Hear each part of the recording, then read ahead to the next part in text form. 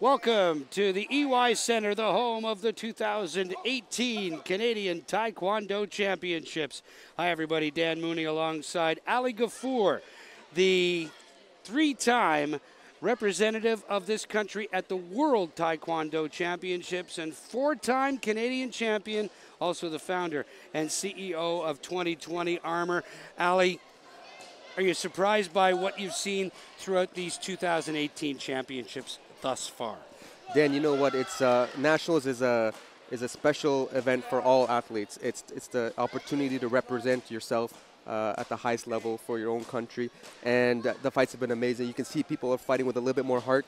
They want that title. Yeah, there's a lot more at stake. There's a lot more at stake, and you can see that in today's matches. So I'm excited to be alongside to you today and talk about the games. We're going to see some of the semifinals and some of the finals in specific weight categories. What kind of show are you expecting to see? I'm expecting to see a couple things. You're going to have repeat champions defending their title. So one, Finweight Yvette Young, she's going for her 13th title. Wow. So she's got a lot on the line to defend. There's a lot of weight on your shoulders when you're on the top of the mountain. Everyone's looking to get you, and everyone knows how you fight. The target on your back can become a little heavy. Very heavy, absolutely. So you're going to have repeat champions. And then you have the juniors that are up and coming, that are looking to make their mark and be on the team for the first time, and they come with a lot of fire and a lot of energy, and they're also interesting to watch.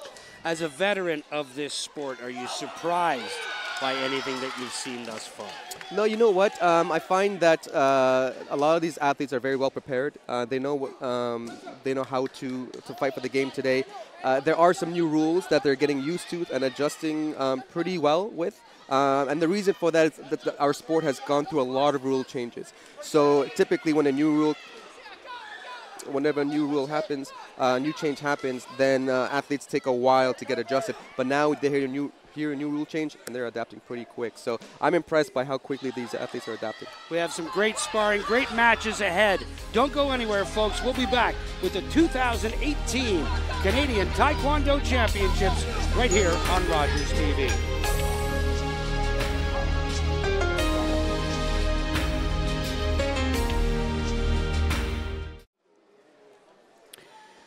Welcome back to the EY Center for the 2018 Canadian Taekwondo Championships. Dan Mooney alongside Ali Gafour. And this part of the repechage from British Columbia, it's Maya Nicholson going up against Quebec's Kim Mignot. This in the senior female 46 kilo class. And these athletes have already lost once. Going through the repechage, it's a double elimination tournament. Scoring, 3 points for a headshot. No punching to the head allowed. 2 points for a body shot, which into the blue chest protectors, the blue and red chest protectors, and 1 point for a punch. Nicholson and Mignot, Nicholson in red, Mignot in blue. That's right, Dan. And you saw blue try to do a body shot to red there, but because she blocked, the sensors didn't pick it up, so it didn't register as a point. So what you're seeing blue there trying to do is trying to push red outside of the ring. Now, if they put both feet outside of the ring, they automatically lose 1 point. So it's almost like scoring. Well, it is like scoring.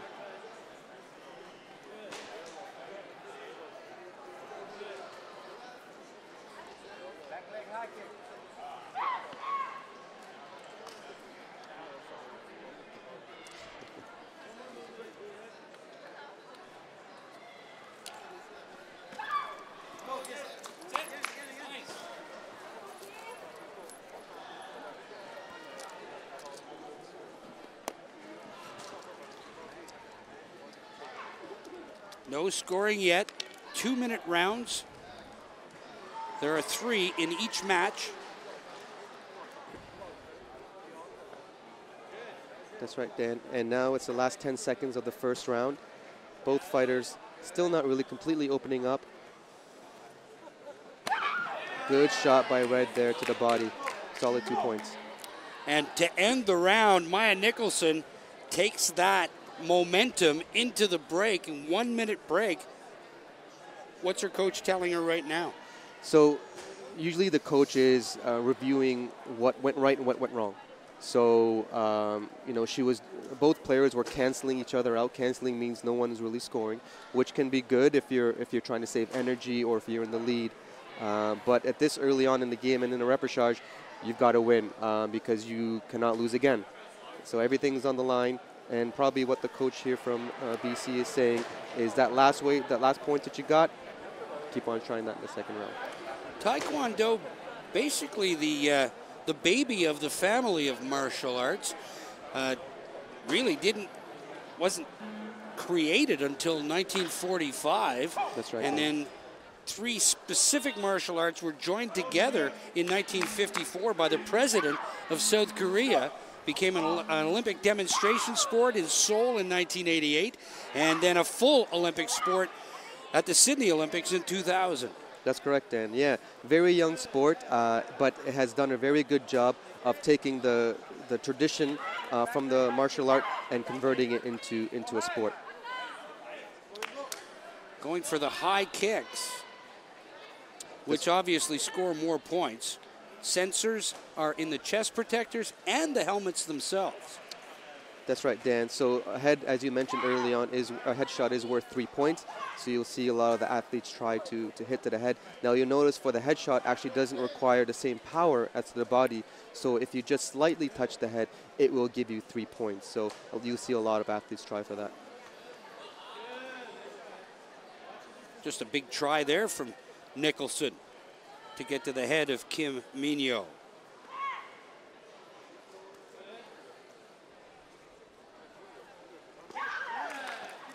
And push outside of the ring area, and no points award. 1 point for Kim Minyo. So back in this with 55 seconds remaining here in round number 2 of this repechage match in the 46 kilo class.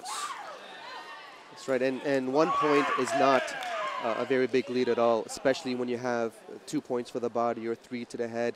It's anyone's game. So if I was Maya in red, I would not feel very comfortable right now. So she still has to work very hard for this match. You can see she is putting the pressure, which is good.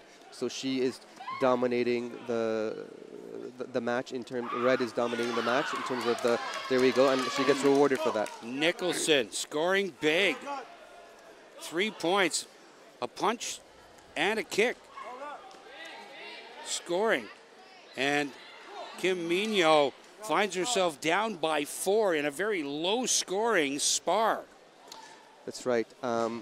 Maya is doing a good job of capitalizing the points at the end of the round. You notice in the first round, she got her 2 points right at the end, and also in this round, she got her 3 points right at the end. So usually athletes, they tend to maybe kind of relax near the end of a round, kind of, you know, bounce it off, but she took those opportunities, and that's where she's getting the points. So Kim Minyo shut out in the second round. And yes, although they're only 2-minute rounds, the fitness level of these competitors is incredible. Absolutely, Dan. It is a very, there's a lot of factors going in. First, there's the intensity of, or the stress of fighting another human being. That takes a lot of energy out of you just standing there. Then there's obviously the physical of moving your legs. Your legs are very heavy. And then there's the clashing. And these girls have been fighting all day. So there's fatigue involved as well.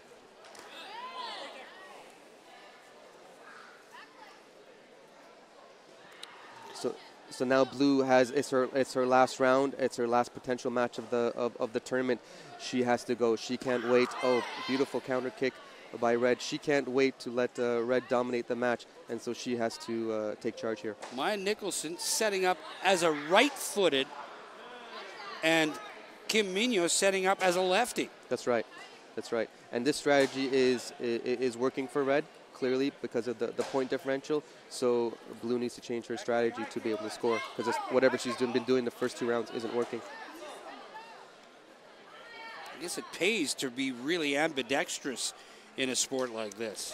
Absolutely. Good attempt for the punch, but not enough judges confirmed to award that punch for blue. So then there's 3 judges in each match. And for the punches, 2 out of the 3 have to confirm. Oh, there is a 2-point body shot for blue. 2 out of the 3 judges have to confirm a punch for it to come up on the scoreboard. Families and fans here at the EY Center. Kim Mino scoring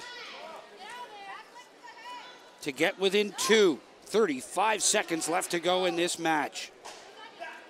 Now you can see blue is pushing a lot more aggressive. This is her last 20 seconds of this national, so she's got to put everything into it. And Maya Nicholson trying to hold off. She gets that punch. Mino gets back within 1. 10 seconds left to go. Very close fight. Get ready to clinch it. Tries the savate. There's the buzzer. And Maya Nicholson wins it 5-4 and stays alive in this 2018 National Championship. That's right. Kim had a good last round, much better. It was her first round that she actually scored points other than warnings. So clearly she was rewarded for her aggression and going into training. And next year she has to focus on being much more aggressive. So a 5-4 win. Maya Nicholson opens up our coverage of the 2018 Canadian Taekwondo Championships with a 5-4 win over Kim Mino from Quebec. Nicholson stays alive, and Mino says it was fun, and she'll work harder to get back here next year. We'll take a break and be back with more from the EY Center. You're watching the 2018 Canadian Taekwondo Championships from the nation's capital, only on Rogers TV. Welcome back to the EY Center and the 2018 Canadian Taekwondo Championships. Dan Mooney alongside Ali Ghafour, 4-time Canadian champion and 3-time national team member at the World Championships in this weight class. 63 kilos, 138.6 pounds. And this one, Ethan Jenkins from Surrey, British Columbia, defeated Raphael Giguère 8-7 to keep his national championships alive, going up against Mragrawi Sedek from Quebec. Another repechage match coming up. The winner stays alive. The loser, their championship is over. That's right, Dan. A lot of pressure on both athletes here to stay in it. And as you mentioned, this weight division is very special to me because this is what I would be fighting if I was fighting today. I'm close to 63 kilos, a couple over today, but 2 or 3. Yeah, 2 or 3. Yeah, it's a very exciting division because these men are very fast, very powerful, and they can do a lot of techniques. Jenkins in red, Sedek in blue. And they waste no time getting at each other here. Exactly. Is that the secret in this particular weight class, Ali? Just hitting early? You know what? That has always been my strategy, to take the lead and dominance from the beginning, but each athlete is different. Some decide to wait till the end, or some decide to kind of take it early on. Now what you see happening here, Dan, is the referee gave red a warning. A warning takes away a point or gives a point to the opponent for kicking too low without the intention of actually scoring. So he did a kick, a cut kick is what it's called, and he hit below, or intended to hit below, the chest protector. So they'll review, and if the review is unsuccessful, as far as Ethan Jenkins' side is concerned, then the red card will be taken away for the entire match. That's right. So the judges are in a video replay request at this point.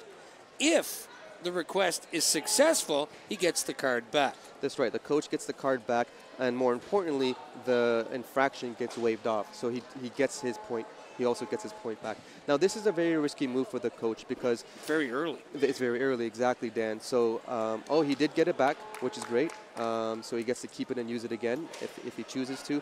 But like you said, it was the first 30 seconds of the match, and most of the games at a high level are determined by 1 or 2 points. So some of these coaches like to keep onto that card until they really, really need it. Judges continuing to talk at the table. And judged sports don't normally have these kinds of delays, but I mean, it happens almost in every sport now. The scoreboard has been wiped clean, and there are 2 of the 3 judges sitting at the table, and we're back underway. Nice shot into the body with the foot by Jenkins. Jenkins, the taller of the 2 competitors here, and height is a bit of an advantage in this sport. That's right, Dan, because there are 3, it does require, to get a headshot gives you 3 points, and if you have that extra little bit of height, that gives you that extra little bit of advantage. Sedek scores 2, and another body shot there that didn't activate the sensor. Oh, nice headshot try by Red, but didn't touch the sensor. Ethan Jenkins of British Columbia in red. McGrowy Sedek from Quebec in blue. Oh, nice. There's another hand shot. And the kick to the head and a warning given and a point taken away, and the red card comes up again. And I don't think the coach is going to win this one because the referee gave Red a warning for falling to the ground. Now, if you touch the hand to the ground, you'll automatically be given the warning or the minus point. Now, what the coach is saying here is that he fell because the blue player pushed him down.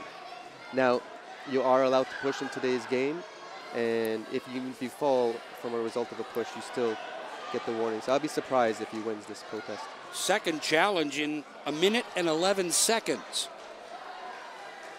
of this opening round in this repechage event. Ethan Jenkins and McGrowy Sedek. Sedek leading 3-0 at this point. But if the point is taken away, it'll go back to 2. But my distinguished colleague believes that they may not win this one. Yeah, we'll see what happens. Sedek is doing a great job of controlling the match. He's doing a lot of punches. Sure enough, he did not win that protest. And he loses the red card for the remainder of the match. 3-0 Sedek.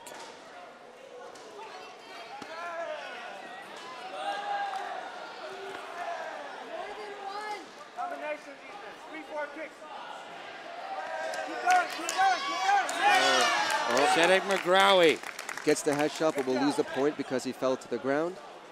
4-3 game. Blue still in the lead. Things getting active here in the late stages of opening round, and no scoring. Yeah, good attempt. But lots of traffic. That's right. Good attempt at the head. Oh, again, fell. Will lose another point. You have to stay up in Taekwondo. That's costing Jenkins so far. That's 3 points here in this opening round. That's right. So you can see on the scoreboard for red there on your screen, there's 3 dots underneath. Those are the 3 warnings or minus points that he got. And another 4. Point taken away.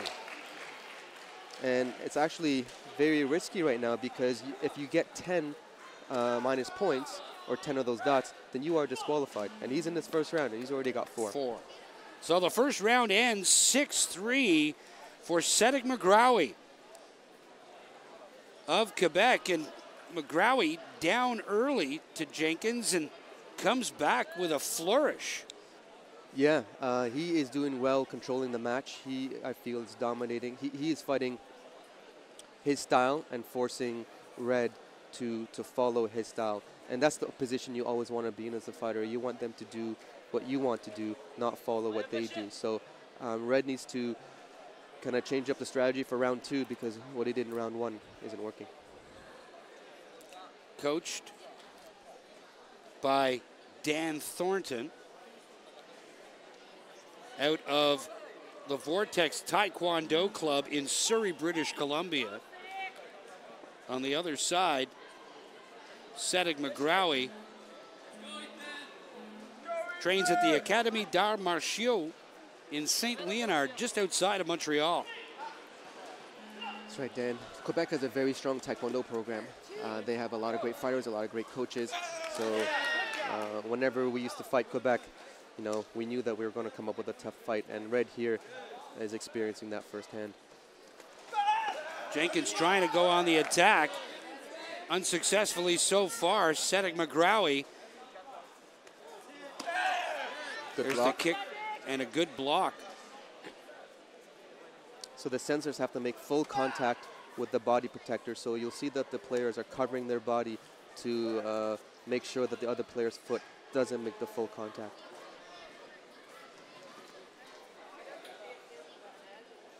This round started with a 3-point advantage for McGrowie. Jenkins going for the headshot. Blocked by McGrowie. So Red is being a little bit more aggressive this round, and he's not being rewarded by points, but he's also not losing them. So which is better than the first round. And a bit of an injury. So Blue just got it's called the gamjam in Korean, which means minus point, and for knee blocking. So you're not allowed to lift the leg while the other opponent is kicking. Knee blocking to the midsection. That's correct. That's correct, Dan. Now that is being protested by the Blues coach. So he believed that it was not a knee block and it was just a regular clash that happened in the match. I didn't quite see from this angle. It'll be interesting to see what the video replay cameras see. Now there are a few of them, so they do have a few different angles to look at, but that's gonna be a tough one. Already 3 appeals to the officials for video replay in the first 2 minutes, or first 3 minutes and 7 seconds of this repechage match in the 63 kilo class of the senior men's draw here in the 2018 Canadian Taekwondo Championships. That's right, Dan. So you can use a card for a couple of reasons. If it's any call against your own athlete, you can protest any call the referee makes. And he did get awarded that call, so he will remove the minus point from Blue. And the score will go back to 6-3 with no infractions against Cedric McGrowie. McGrowie on the ascendancy here in round 2. Nice punch. Would he get a point for that? He does. He does. And he punched from the phone. Great body shot, but didn't register. It registered audibly here in the room, but sure did.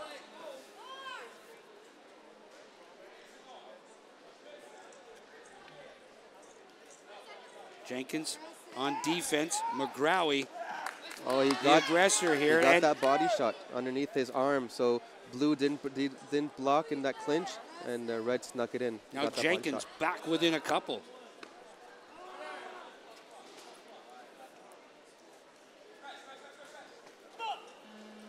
And the second round ends with the score 7-5. So Jenkins trailed after the first round by 3, now has the deficit down to 2. And what's he going to need to do in the third and final round? Does he go out, does he come out aggressive right away? 100%. So you notice in the first round he was kind of scratching. Scratching means like just kind of countering the other person in a half attempt way to really shut them down, but not really scoring. That didn't work out for him. Second round, he was a lot more aggressive. In the second half of the second round, he was a lot more aggressive, and he was rewarded for that. In the third round, he has to, in order for him to win, because blue is no slouch either, and when he gets pressured, he's going to fight back. He's going to have to put double in the amount of effort to come out with a win.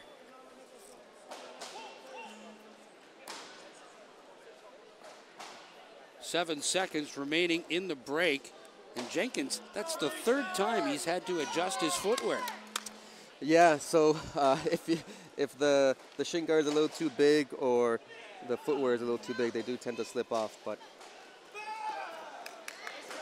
so Jenkins on the defensive here, trailing by 2 to start round 3. Oh, and a headshot, and Jenkins takes the lead, and he's happy about that one. Great timing on that headshot. It was just perfectly timed. Well done. Now Jenkins, does he stay on the aggressive side, or does he keep pushing? Absolutely. Just because you're in the lead again by 1 point, if he starts doing what he did in the first round, that's how he lost all his points. So he has to again keep that pressure just to even at best stay tied. Cedric McGrawy.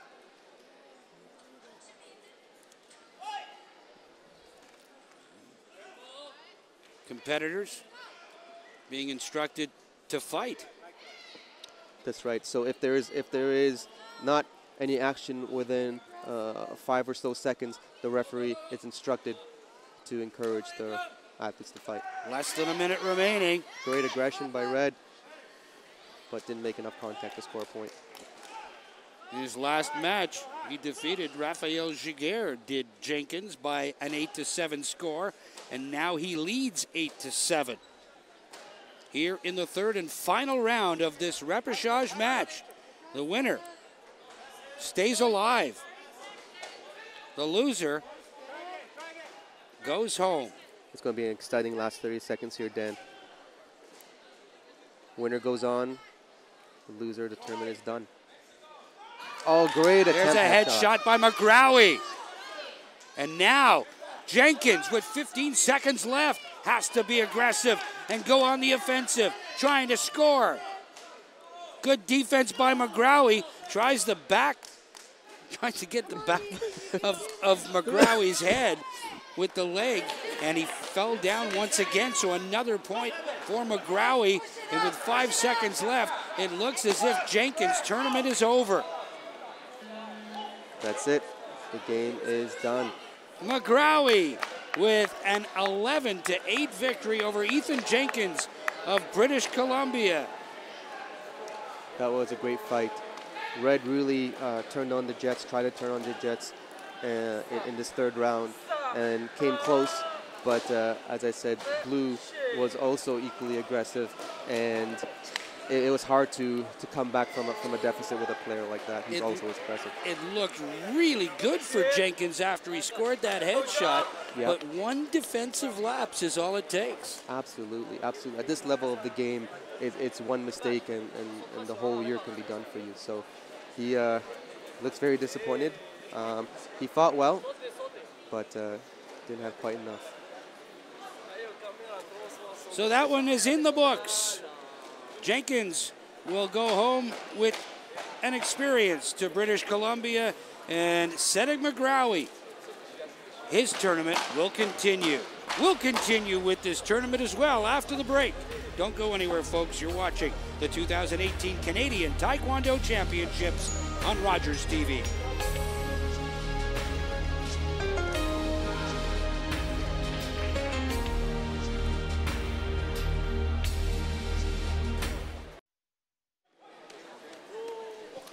Welcome back to the EY Center. Another repechage match here at the 2018 Canadian Taekwondo Championships, the 68-kilo class. Hanson Coe from Ontario in red against Bashir Benahouda from Quebec in blue. Now they're just testing to see whether or not the sensors work on the chest protectors and the helmets. That's right. So the test process before each match is they kick each other in the body to make sure that the body protector and the sensor protector work, and then also in the head. And they do. Red does want to check the body again with his left leg. It's not working. And so he's probably going to request. Oh, there he goes. Okay. He's good now. So Hansen Ko being coached by Master In Kyung Kim, 3-time world champion for Korea. That's right, Dan. Master Kim In-kyung is a very respected and renowned fighter. He used to fight in the flyweight division, was very fast, and moved to Ontario almost a decade ago and started his own club, and now is coaching his own champions. Ahmed Karmas, the coach for Bashir Benauda. 1-0, Hansen Ko in red, scoring with the punch. And Ko ends up going down, and he may lose a point there for being out of control and going to ground.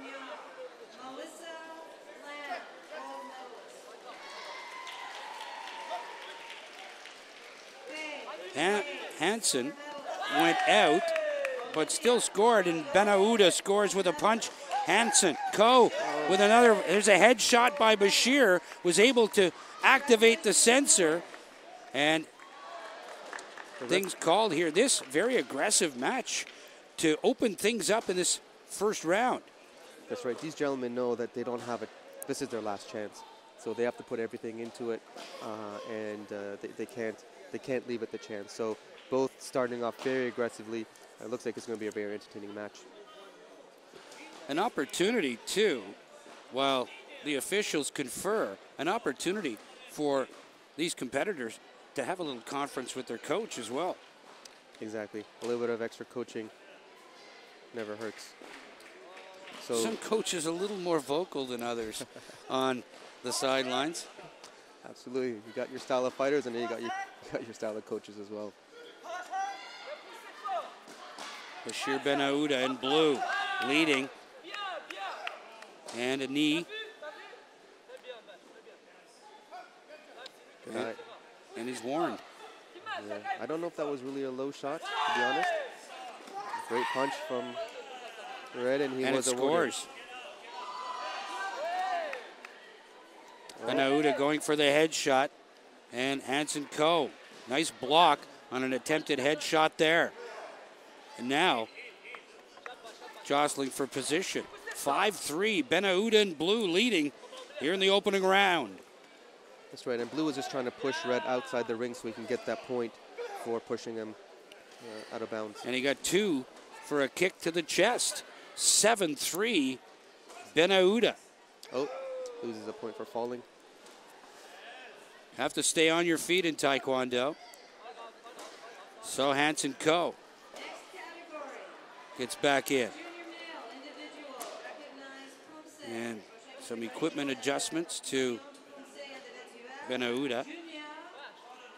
Great punch. Makes a good noise. And scores.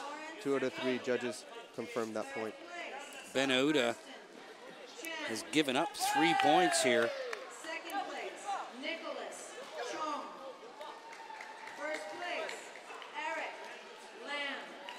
25 seconds remaining here in the opening round of this repechage match.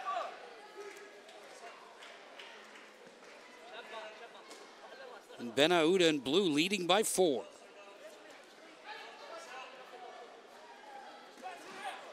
Oh, great body shot, and then right after that, right to the head. To the head, that's right. 13-4. Benauda in control. And another kick to the chest, and 15-4 for Bashir Benauda after the opening round. The chest protector of Hansen Ko getting a workout in that first 2 minutes. That's right. Red is having a hard time scoring. He only scored 1 punch because 3 of those points from his 4 came from warnings that the referee gave. So he's having a hard time scoring with his foot to the body or the head. So he's got to have a new strategy going into round 2 because an 11-point deficit is hard to come back from. Just how difficult is that to come back from? You have to come out aggressive, and you have to be very fortunate very early in the round. That's right, Dan. So fortune definitely favors the brave in combat sports, especially in Taekwondo. The good thing is, you know, there are 3 points for the head, and you can actually get 4 points to the head if you spin and hit the head. So it's not insurmountable, but you do have to come guns blazing. And as he does. We're underway here in round number 2. 6-minute fights. But I'll tell you, there's a punch that scores. That was his second point. Again, all his scores were from punches. But needs to get that foot to the body or to the head to win this match.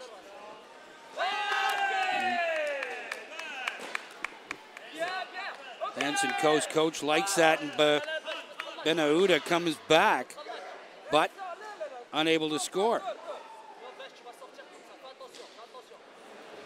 Both of these competitors, members of the Canadian national team, and what does that mean when you going into a fight against somebody that has Canada on their back? Little intimidating, I would think. You know what, Dan? Yeah, it is. I think when you're a junior up and coming, that definitely is something that that bothers you. But once you're a seasoned competitor, it doesn't faze you at all. Benauda scoring with a kick to the chest, 17-5. He leads with 1:08 remaining in round 2. Red's going to have a really hard time trying to win this match. He's doing the same thing he's doing in round 1. Nothing's working. He still hasn't scored a kick to the body or to the head, and it's halfway through the match. And he fell. Going to ground cost you a point in this sport. And Hansen Ko down by 13. That's right, so that last point, Blue did that front leg. It just touched the head very, very lightly, but that is enough to score a point. Kick to the body by Benauda, doesn't register.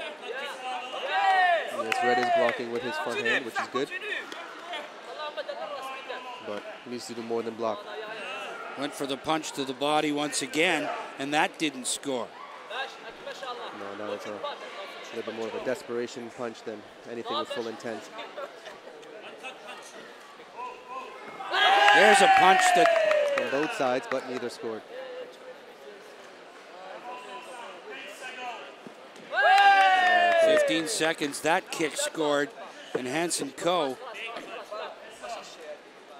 does he know at this point that it's pretty much not going to go his way? And another shot to the body by Benauda. You know what, Dan? The great thing about martial artists is they have this thing that we call fighting spirit. So they'll never give up until the end. And even though he's down, he still has a chance of winning by knockout. Now, winning by knockout is not easy, especially when you're up with an experienced fighter like Bashir here. But that is looking like his only kind of hope. Now, Red is also very tired. You can see by his heavy breathing, his hands on his knees, compared to Blue there, who is a little bit more relaxed and has his breath controlled. So it's going to be a tough third round for him for sure. There's Bashir Benauda, and he's been registering into the chest protector of Hansen Ko for 2 rounds. But we're going to talk about this after this match is done. You've got a product that really could revolutionize the sport in that chest protector area, and we'll talk about that a little bit later on. Right now, business at hand is Bashir Benauda with a 16-point lead going into the final round here of this repechage match. Benauda with the chest shot, but doesn't register.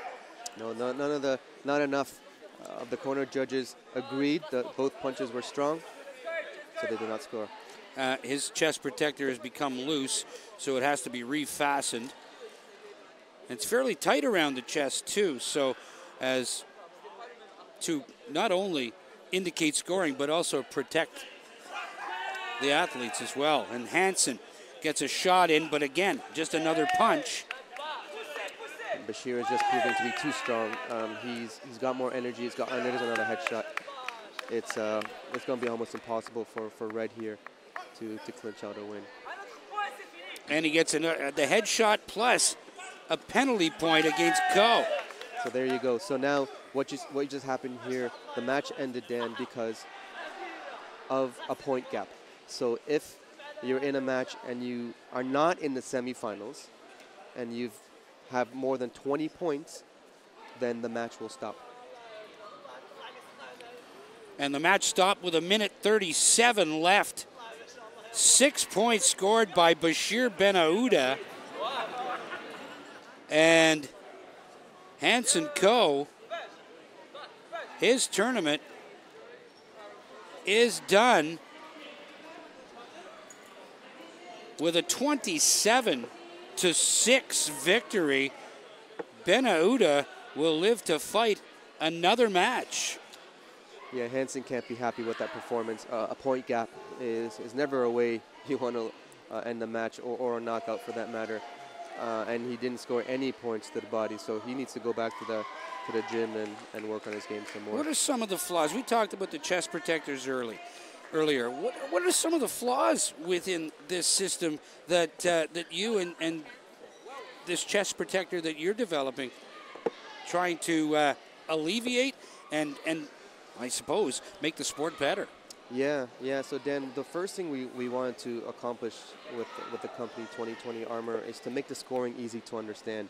So what we did was we took scoring that everyone who's ever either played a video game or seen a video game would get in a couple seconds. So we borrowed the rules from video games like Street Fighter or Mortal Kombat or Tekken. So you have 100% health, and as you get hit, your health goes down. Once you lose all your health, you lose.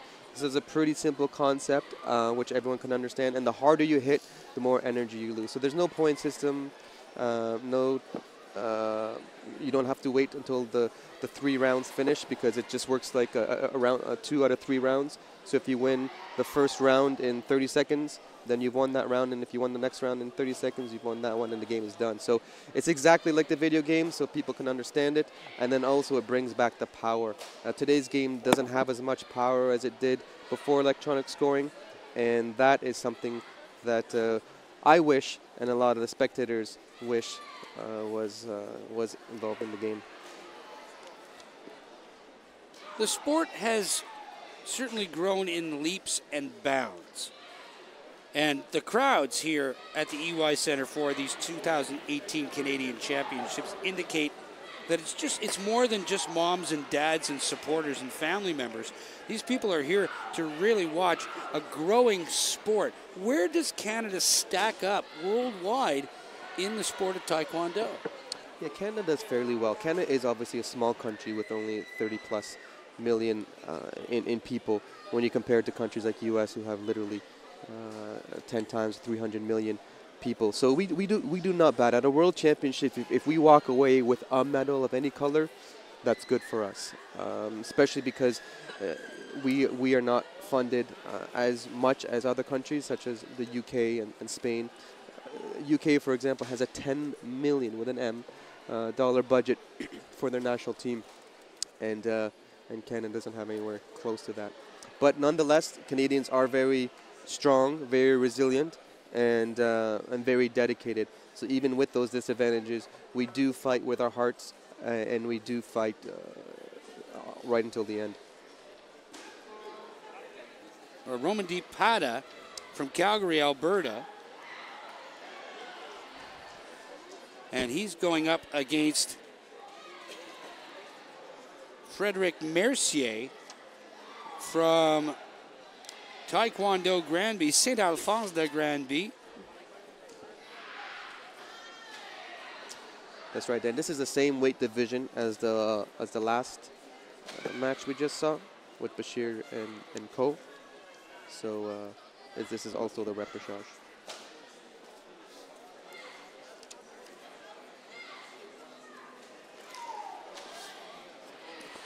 So Romandeep Pada will be wearing blue, representing Alberta. And Frederic Mercier from St. Alphonse de Granby in Quebec, from Taekwondo Granby, representing that province. Frederic Mercier, 28 years old, one of the older competitors in this sport. That's right, Dan. We're finding with electronic systems, and because of the not need as much power in today's game, you do find the younger athletes getting to the national level and international level at a much younger age. But 28 is getting there a little bit longer in the tooth for a combat sport. But there is actually one 5-time Olympian from the USA named Steven Lopez. He's trying for his 6th Olympics in 2020, and he is almost 40. Frederic Mercier leading this one, 1-0 early in the opening round of this 3-round repechage. Winner stays alive. Loser has their tournament ended.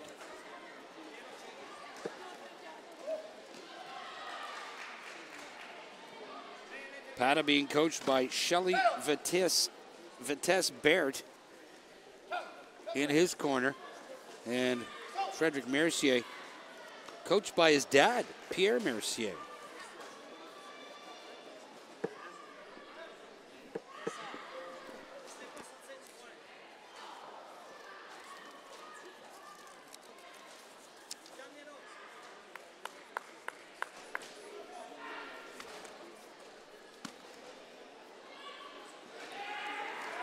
Now there's points scored by Mercier. Mercier in red. Romandeep Pata representing Alberta in blue.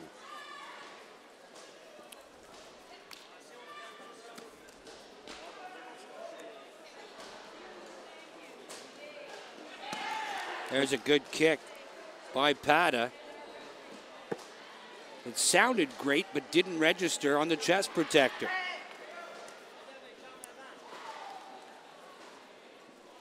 An interesting fact about Blues coach there, Shelly, she was a bronze medalist at Olympic Games, but at a pre-Olympic game before it was an official Olympic game, and she actually is still competing today, but in the Poomsae division in patterns.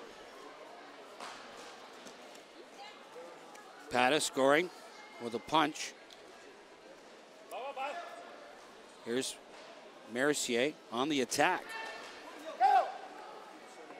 And a warning issued against Mercier, which allows Pata to tie things up with 3 seconds remaining in the round.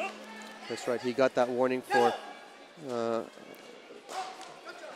stepping out of the ring. It didn't look like he actually stepped out of the ring. And another point taken away, so Pata. And the coach is protesting that because he did not actually step out of the ring. And the coach has every right, and he should win that protest. So the first minus point he got was because he did the motion of the front leg kick without the intention of hitting the body, which he was deserved. But then the referee gave him a second one for stepping outside the ring, and he did actually not. And he should win that one. The element of respect in this sport, not only by the combatants against each other, but everybody. There's an element of respect for the referees. There's an element of respect for the judges. I don't think I've been called sir more in my life than today. Very impressive. That's right, Dan. That's one of the great things about martial arts and why parents choose to put their children in martial arts. Obviously, there's the physical benefits, the confidence that you gain, but the respect that the athletes show for their coaches, their instructors, the people they meet, the strangers they meet, is something that is a lifelong skill that stays with you for the rest of your life. So we are very proud of that as martial artists, and we want to continue that. Frederic Mercier in red, his coach Pierre Mercier bringing out the card for the video replay request. His contention is that his fighter did not step out of the ring. That's right. So in order to be a proper infraction, both feet have to be clearly outside the ring. So outside the ring is in that red area that you see on your screen. If both feet are outside, then they do get a minus point. And the judges continue to discuss. This is like the NHL war room, kids. That's right. So what the referees are doing back there is they're reviewing the videos and they're going to take back to that moment in time, and they're trying to actually find that moment that the warning was issued. So that's what takes up a lot of the time. And then I think this infraction was pretty easy to see, but I think they're having probably a hard time getting to that exact moment. There you see two of the officials, not the officials, they're looking at it as well, but it's at the other end of the table that that's the back of the referee's head as he waits, and the request is good, so Mercier will get his card back, and the point given to Roman Di Pata will be taken away, and no blood, figuratively, in that opening round with both competitors scoring 2. Yeah, it's a very close game, Dan. No clear, obvious winner in my mind. Let's see if either player kind of changes the strategy for the second round. Well, both fighters are going to be fresh. They've had quite a wait. That's right. So some coaches actually strategically do use that video replay card to give their players breathing room if they need it. There's a good kick to the chest protector that doesn't score. And the chest protector of Mercier has to be retied. Now you'll notice if you watch the previous fight, the fighting styles are a little bit different from these two compared to the last two. They're a little bit slower, a little bit taller. If you're taller, you end up being slower. And if you are shorter, you tend to be a little bit faster. So these guys not moving quite as fast as the last two, but both righties. That's right.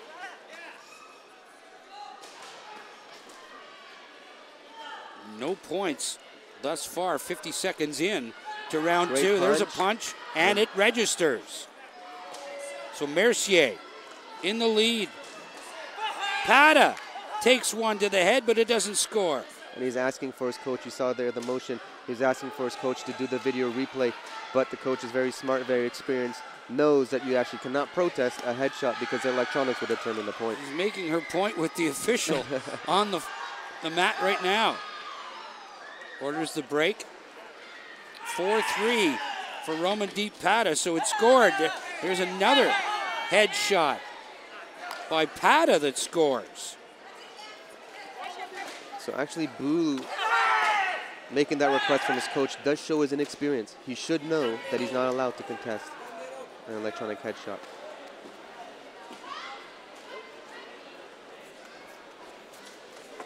Hasn't hurt him.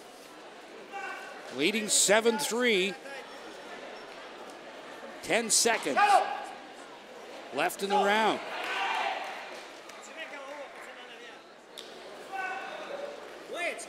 And again, Mercier going for the bundle with the headshot as round 2 ends, and Mercier in a bit of a hole here, trailing by 4 going into the third round. That's right, Dan. And again, only one of his points he earned himself, which was with that punch. So you see on his scoreboard there's a number 3 for red, and you see 2 dots underneath. That was from 2 infractions that the blue player caused, and then he got that 1 point from that punch, if you recall. So he hasn't actually successfully scored to the body or head just yet. So Mercier in tough, trying to get inside on the much taller Roman Di Pata. Tough order. That's right. The height difference actually is not too bad in this case. I have seen head and shoulder difference. So it's nothing that's insurmountable, but he definitely needs to do a new strategy in the second round.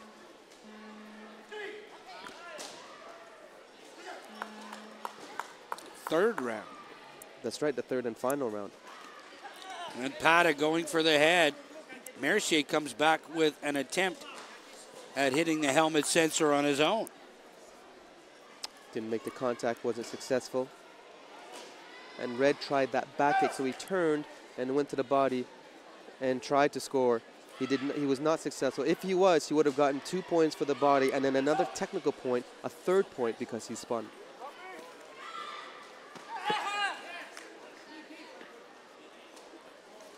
Pata on the defensive, Mercier in red on the attack. Can't get anything through. Roman Deep Pata does.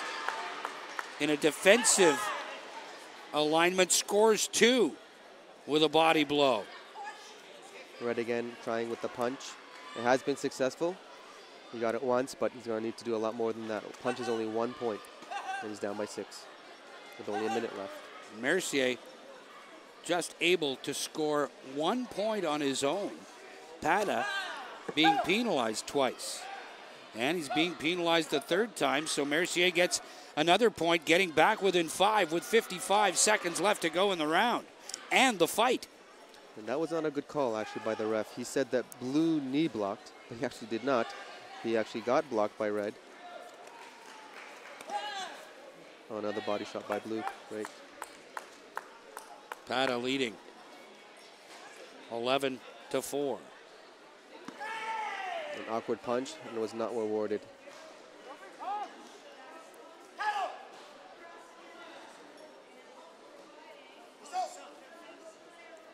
All the commands from the referees in Korean. That's correct. Oh, great spin hook kick. So red just spun and hit to the head. And he got 3 points for it, and now he'll be rewarded a technical point. So that's what the corner referees are saying, add an additional point for that spin. Now, the unfortunate thing is he did fall down, so he also loses a point. Roman Deep Pata scores with a couple of body shots. Oh, no. Mercier in trouble here. Pata continues to Pata his lead, 21-8. Don't celebrate too early, blue. Great flurry here.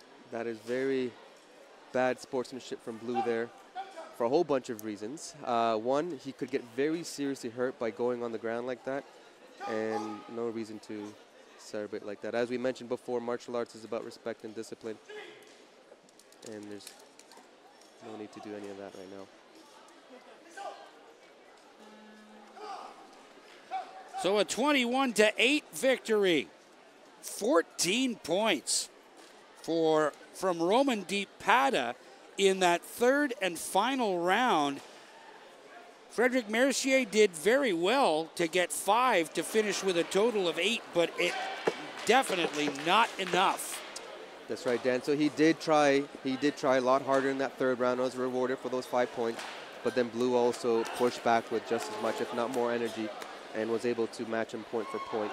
And red just didn't have enough to take the win, so his nationals are over.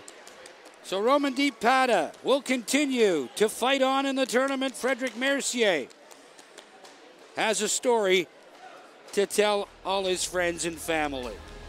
We'll take a break and be back with more of the 2018 Canadian Taekwondo Championships from the EY Center in just a moment.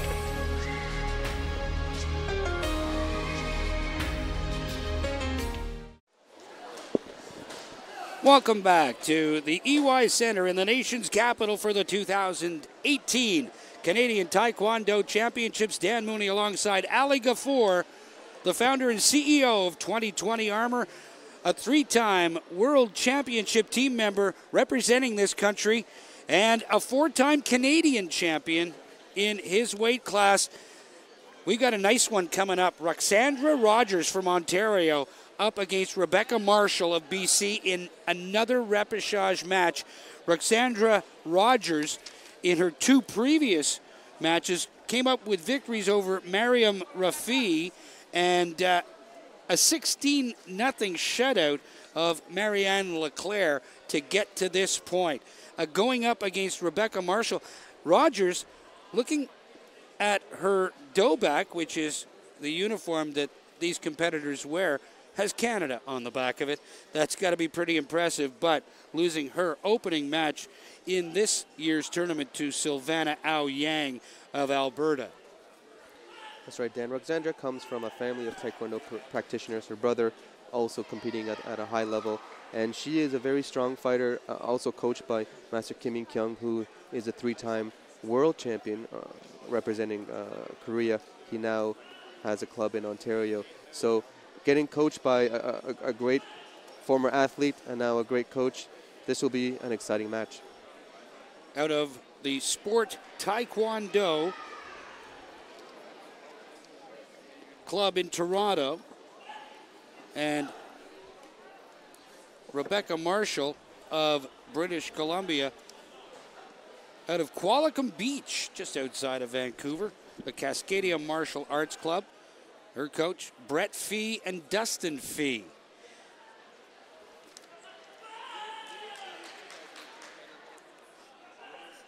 Just checking equipment and just about to get set. The winner of this one stays alive within the tournament.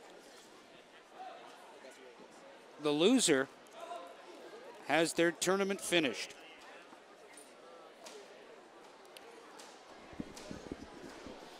Testing the equipment now. Everything good for Rebecca there. Alexandra needs to try the head again. Okay, so usually what athletes try to do here, Dan, they try to do the minimum contact to make sure that it registers so that they have to put the least amount of effort to score a point. In the event that that they don't register in this testing, how is the situation remedied? How would they fix the equipment? So there could be one of two problems. If it's or three problems. If it's a headgear, they swap out the headgear. If it's the vest, they swap out the vest. Or if it's their socks, they just swap out the socks. Okay. And it's really easy to determine what works and what doesn't. That's right. Underway here in match number 180 on the ladder. Now what you're seeing Red there doing is called checking. So she's trying to get Blue to fall for her fake movements, make a mistake, and then capitalize on that mistake. These two fighters fighting in the 53 kilo class, which is 116.6 pounds. Great body shot, but did not register on the Nothing electric scores. system, no.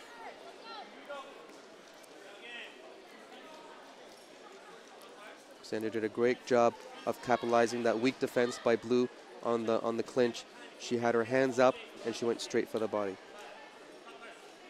Rogers, the aggressor so far, Oh, and a great headshot, face shot. but it doesn't register. Because that was actually straight to the face itself, and there are not sensors there, and you cannot protest that. You can't protest that, but there's psychological shot to the damage. face. Absolutely. There is psychological points there for sure. No score. 40 seconds left in this opening round. So, another great body shot, but not enough to trigger the point. Now there is a minimum threshold that each weight division has to surpass to get a point. For these girls, the number is 17. And they have to pass at least 17. So that one did, and Red got 2 points. Roxandra Rogers in the lead by 2. 15 seconds left in the round. Blue fighting cagey here. Red more dominant in controlling the match. Referee imploring the fighters to do just that, fight. And the round ends with Roxandra Rogers ahead by 2, but a lot more shots delivered in that opening round that didn't score. That's right, Dan. You saw a face shot that went straight to the face of Blue. Because there's no electronics there, it did not show. But as we mentioned, it does do a lot of psychological damage, and you kind of notice that Blue is kind of holding back with her fight. And again, this is the repechage. This is your last match. If you do not win, you're out. So you cannot be cagey. And again, with an experienced fighter like Red here, you have to bring a lot of aggression. 1 minute is the rest period between rounds. Is that a lot of time to really get your message across as a coach? You know, it is. It is. When you're an experienced fighter, you can only really adjust 1, maybe 2 things. You're not telling them how to learn how to kick. You're not telling them to change 17 things. Just fix 1 or 2 things, and 1 minute is quite a lot of time for that. Another successful body shot. Rogers opening up a 4-point advantage. And Rogers connecting with Rebecca Marshall's chin strap on the headgear. That's right. Oh, it's, again, not getting points, but sending a lot of strong messages, psychological messages. You can even see in Roxandra's face, she's a lot more calm. Ooh, dangerous. That's a slip. And almost an accidental hit to the face. Luckily, she's okay. And a point awarded Rebecca Marshall. So she gets back within 3 on a slip. She's going to need to do a lot more than that, though. Again, Roxandra on the aggressiveness here. On the aggression, sorry. Oh, a body point from Blue. Close match now, 4-3. More strategic now, and competitors being urged to fight on. A minute left in round 2. It's a chess match now. It is. Roxandra now a little bit more cagey now that she knows she's only 1 point behind. But she needs to actually keep the same strategy she had in the first round, which is to fight with aggression and fight hard and kick first. Roxandra Rogers in red, Rebecca Marshall from British Columbia in blue. And there's a score by Marshall, and now she takes her first lead of the match. That's right. Now it's a different game. Roxandra now is trailing. So let's see how she changes her fighting style. For the first time, and then she gets the headshot, but Marshall gets a body shot in, and we're tied at 7. Wow, what a great round.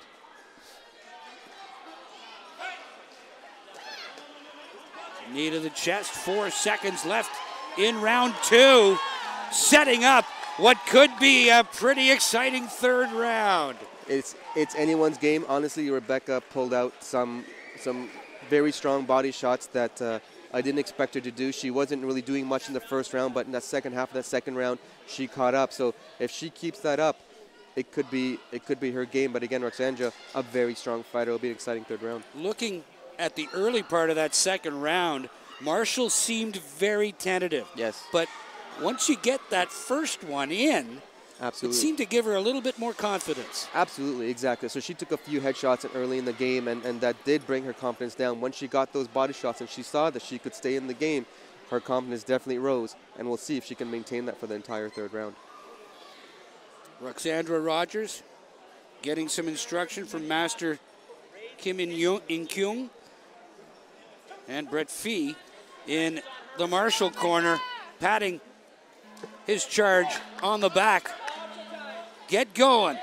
Here we go, the third and final round in this repechage match. The winner moves on. The loser has their tournament quashed.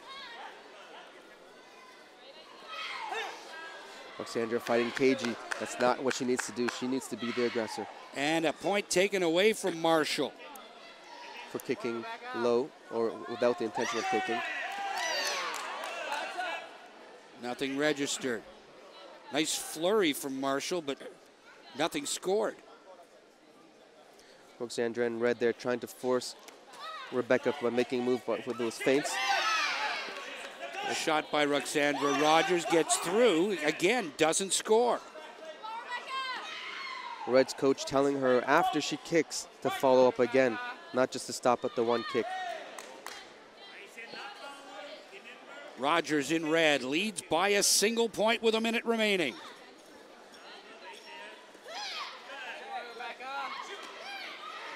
One minute left.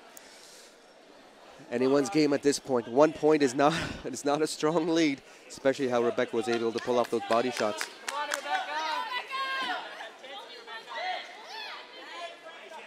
Again, a little difficult to score when you're in that close. That's right. And Roxandra had a lot more energy in the first round, and she seems like she's a little bit low on energy, and she needs. Oh, she gets the headshot. Rogers taking command of this one, 40 seconds. Roxandra playing possum and saving that energy for that headshot. There's another headshot by Rogers. She leads by 7. Rogers waiting till the third and final round to open things up. Now Blue needs to pick that confidence back up again. Now Marshall on the attack, but can't score. 10 seconds left to go, and it looks like Rogers is going to take this one and continue to fight on. There it is, and Roxandra Rogers with 7 in that third and final round wins it 14-7, and she'll move on. Rebecca Marshall from BC with a valiant effort, just not enough in the third and final round. Yeah, you know what, Dan? Rebecca, when she loses confidence too quickly, too easily, when she got those headshots, you can just see it in her face and her body.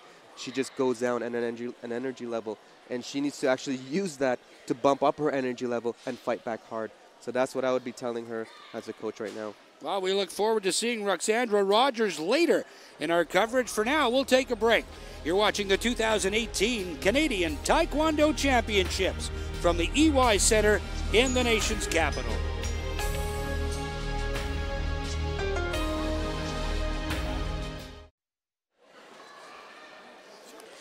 Welcome back to the EY Center for the 2018 Canadian Taekwondo Championships. Dan Mooney alongside Ali Ghafour, the founder and CEO of 2020 Armor, a 4-time Canadian champion, and he represented Canada at the World Championships 3 times. This match is going to be a good one. We're getting into the heavier weights, 162.8 pounds, 74 kilograms. It's Kevin St. Jean in red and Khalid Hassan in blue. That's right, Dan. You can hear the power from these heavier boys fighting, and that always makes for some exciting matches. This another repechage match. The winner stays alive. The loser has their tournament ended. Kevin St. Jean out of the Taekwondo Intégral Villeneuve in Terrebonne, Quebec, has represented Canada, judging by the big CAN on the back of his dough back. Khalid Hassan has represented Ontario. He's out of the Young Chung Taekwondo Club in Toronto. Everybody in Mississauga, actually. Everybody have fun tonight. Everybody Young Chung tonight. Dan, you're hilarious. St. Jean here, the more experienced fighter compared to Hassan. So it'll be interesting to see how Hassan deals with St. Jean's experience here. He's doing pretty good. He's actually got more touches on the body than St. Jean. But usually the more experienced fighters are very sniper-like, so every single attack they do has purpose and effort and scores points. St. Jean, coached by Alexandre Villeneuve, Jerome Cabanatan, training partner of the man sitting to my right in Toronto, coaching Khalid Hassan and Kevin St. John. Opening up with a 2-0 lead. That's right, he got that body shot in that clinch. Looks like there's going to be a warning issued to St. Jean for kicking too low. And Hassan gets a point. Yep.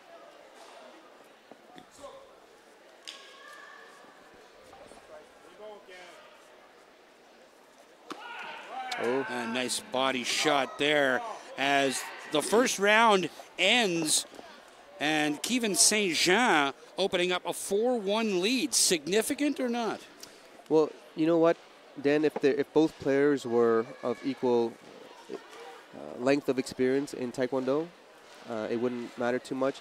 But St. Jean does have more experience than Hassan here, and a 3-point gap is much larger when there is that the bigger difference in experience. Now, you saw that last point, how easily St. Jean scored that body shot almost effortlessly, caught Hassan sleeping, and that's what you get with the experienced fighters. It almost seems effortless, but it's very calculated, and a lot of experience went behind that technique. There you see Khalid Hassan and Alexandre Villeneuve talking to Kevin St. Jean, who leads after the first round by a score of 4-1. Not really much domination in that opening round. Good observation, Dan. That's right. So neither player is really pushing the other player. Now Hassan, being the younger of the two, really needs to push a lot more. He is kicking more, but he needs to be more effective. Stuff like that with a little bit more power behind the shots and more volume. Can't develop the momentum when you're in that tight. That's right. So that was a good attempt for the body shot. One way to develop momentum, Dan, is to, after you kick once, kick again and continue to kick until something scores. There's one. There's a good try for second. There's a third. Didn't score, but you got to keep on trying that until something happens.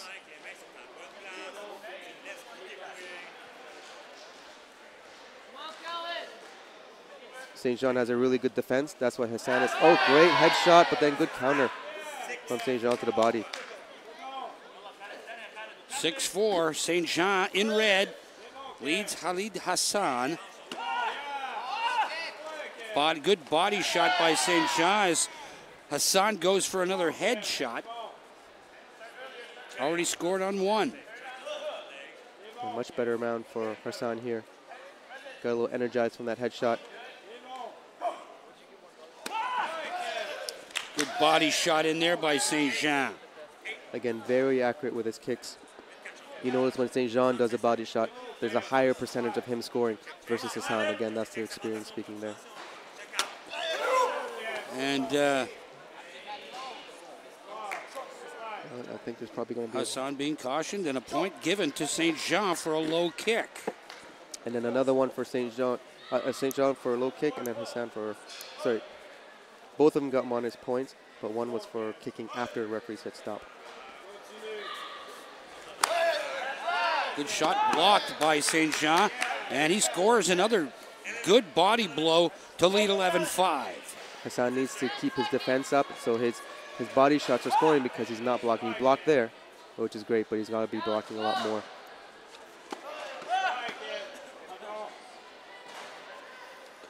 And that'll end round two with Kevin St. Jean scoring 7 in the second round. 4 by Hassan makes it 11-5 with 2 minutes remaining in this fight. And is this the kind of lead that Hassan might find insurmountable? Definitely not insurmountable. He did manage to get that one headshot, which gave him 3 points. If he got another one now in this third round, it bring him up to 8. And then it's anyone's game again. So Hassan is definitely not down and out. He does need to put more pressure on. He does need to, when he goes to the body, get around St. Jean's arms. He is very good at blocking, but he's definitely, I would not count him out. He comes from a very strong pedigree, the club that he trained at, which was the same club I trained at, and we breed some pretty good fighters there. Kevin St. Jean, just 20 years old. He'll be 21 in September. Third round underway. Third and final round in this repechage match. Hassan starts strong, great. Tried for the headshot there and just missed. Good body blow. You saw how much more strength was in that body blow that he got the first 2 points. He needs to do that with every shot.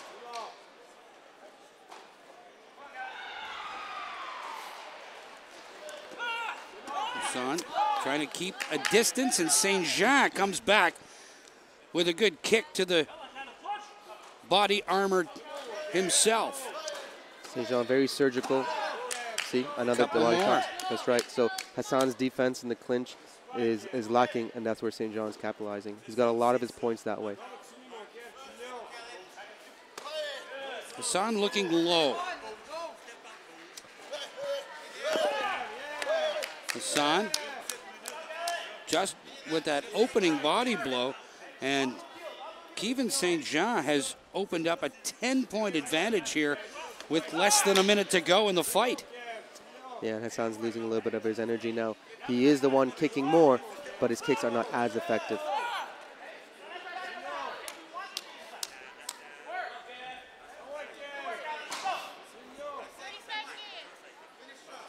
St. Jean inside once again, but it doesn't score. Full marks to Hassan, who comes back with a body shot of his own, but St. Jean answers. St. Jean is going point for point, and that's all he needs to do right now. He just needs to keep that 10-point lead, and he's one step closer to being out of the repechage. Another beautiful body shot, very clean, and then another one to the head.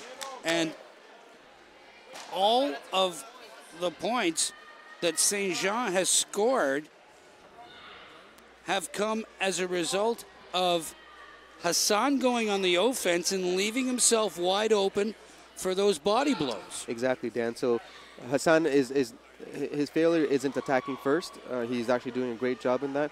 His failure in this match, and this is what his coach will tell him when they review and video together afterwards, is every time he's in that clinch, he leaves his body open. He needs to get his hands down. He needs to protect his body. And I would say a good 15 to 16 of those points came from that same mistake. And once or twice a mistake is okay, but not that many times. Are points being taken away from St. Jean here? No, they're being added to Hassan. His total, it's now 24-10, and Alexandre Villeneuve submits the red card, and we're going to a video replay. That's right. So the video replay was Jerome from blue corner protested the 3 points that red got because he protested that red held and then did the head kick, which is illegal. Blue, Quebec's coach in red now is counter-protesting that protest, and I'm not quite sure what he's protesting. Methinks thou dost protest too much. Harkening back on my high school Shakespeare. You're pretty good. That was declined, that protest. So Alexander and Red's corner lost their protest card. 12 seconds left in this one, and 2 more points by Kevin St. Jean as they flail away here in the final seconds of the third round. The sand comes to life, but it won't be enough. 23-10, the final. 12 points scored by Kevin St. Jean on the counter kick. Exactly. A lot of those points were all on the inside. So games can definitely be won on an inside game, as St. Jean just masterfully displayed here for us. So Kevin St. Jean will move along in the tournament, and Khalid Hassan will go home wondering what might have been. Kevin St. Jean takes off the body armor, and we'll take a break. We'll be back with more of the 2018 Canadian Taekwondo Championships from the EY Center here in the nation's capital. Another repechage match here at the 2018 Canadian Taekwondo Championships. Raphael Salve in red from Quebec going up against Hunter Carroll from the province of Nova Scotia. Dan Mooney alongside Ali Gafour. And this another repechage match, which means the winner stays in the tournament. The loser goes home. And we are underway, the first round. And Hunter Carroll comes out. Both of these fighters have competed at the national level. That's right, Dan. Hunter is a very experienced fighter, very smart, very strategic with his movements, and very rarely makes a mistake. We'll see how he fares against a Quebec opponent. Hunter Carroll in blue, and Salve going for the headshot to open things up, but everything missing so far, 34 seconds into this opening round. Yes, Hunter is very athletic. He will very rarely not kick when the other opponent kicks, which makes it actually very difficult to score and to just completely dominate him. So he's a very good fighter, lots of energy, great Carroll body shot. Scores with an open chest body shot with the left leg. That's right. So, you know, he keeps on kicking, and eventually, you know, one of those are going to score, and that's been a strategy that has worked with him for quite a while.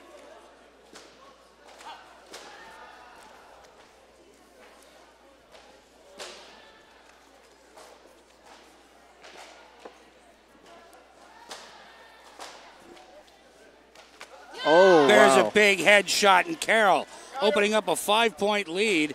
And Salve really felt that one and wanted to get back in so aggressively that he got in the way of the referee. That's right. That was a hard shot. That was some beautiful timing from Hunter.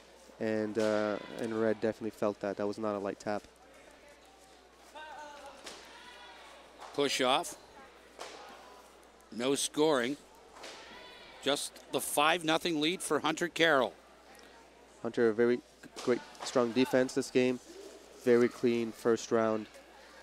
Great start off to the match. A 5-0 lead after the opening round. And Hunter Carroll in control of this one. Certainly came out aggressive, got that good body shot in early, and then the clean headshot on Salve really established the tone in that opening round. Exactly, Dan. That body, as you mentioned, both shots were extremely clean. That body shot, nice and loud. There was no defense from Red. And then that headshot was, again, extremely clean and no answer from Red. So it'll be interesting to see how Red changes the strategy going into the second round. But so far, my money's on Hunter for this game.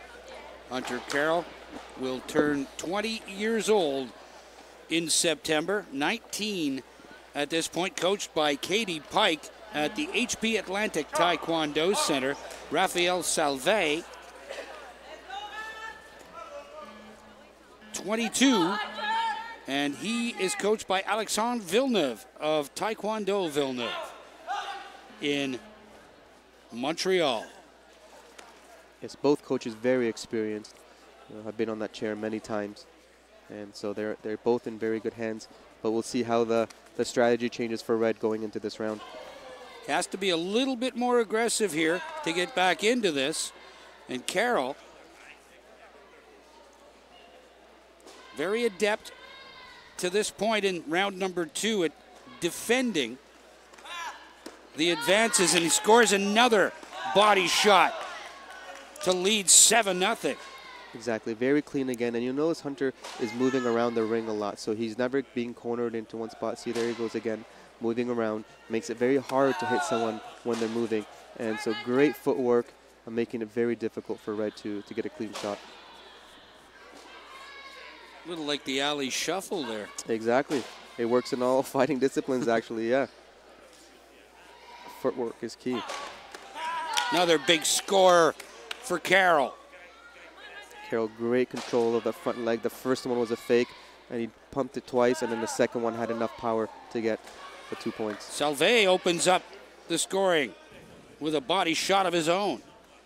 9-2, 40 seconds left to go in round number 2. Yeah, Hunter's still in control here. You can tell his relaxed movements, his movements around the ring. He's dominating. Even though Red is in the center and has the dominant position, Hunter still is moving around very effectively and in complete control. Shot to the back. There's another big blow. Great sound, no score. Yeah, Red had his hand down, so he did block it, and so it didn't. The Magnus didn't get full contact. Final 5 seconds of round 2. Carroll going for the headshot once again. And round 2 ends with Carroll holding on to a 7-point advantage. Yeah, Dan, Red did get that one body shot in that clinch, but, it wasn't really a strong one, and it didn't seem, it was almost more like an accident than something that was planned and strategic. So, again, the third round is going to be quite hard for him. The strategy that he tried to use in the second round didn't work. Coach is telling him now he's got to do a lot more head section, because, the 7-point deficit, he's got to do something a little bit more than just body shots and punches. Villeneuve discussing strategy. Now, Raphael Salve really has to get aggressive early in this third round to get back into this. Katie Pike, on the other hand, talking to Hunter Carroll. What's she saying? You be aggressive too, because he's coming out. Yeah, absolutely, exactly. A lot of people assume if you got the lead, you just kind of sit back and chill, but absolutely not. You got to keep that pressure on, because that's what got you that lead, and that's what's getting you the win. So Hunter should be doing the exact same thing, exactly, starting off the fight with kicking and being the dominant one. As soon as you rest, that's when they catch up. Salve tried to spin and connect with the left foot. Now he changes to a right stance, back to the left. Trying to throw a little counter into Hunter Carroll's defense. Hunter's still great with the movement. You see he's really controlling the ring, moving around lots, making it very hard for Red to get a position. Now he's in the center controlling. He looks very comfortable. Red's going to need to do something dramatic here to clinch the win.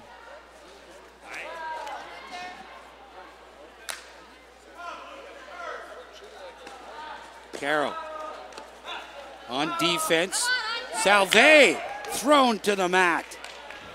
That'll cost him. Tried to get the 3 points to the head, didn't touch, and then went down and lost the point. 8-point deficit. Minute remaining in this match. Beautiful clean shot from Hunter Carroll. Straight to the body. No answer from Red. To lead by 10.